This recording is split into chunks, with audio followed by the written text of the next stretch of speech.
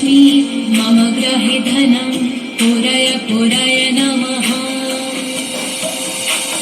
ॐ ह्रीं श्रीं क्लीं श्रीं कुबेराय अष्टलक्ष्मी मम गृहे धनं पुरय पुरय नमः। ॐ ह्रीं श्रीं क्लीं श्रीं कुबेराय अष्टलक्ष्मी मम गृहे धनं पुरय पुरय नमः। ॐ ह्रीं श्रीं क्लीं श्रीं कुबेराय अष्टलक्ष्मी मम गृहे धनं पुरय पुरय नमः।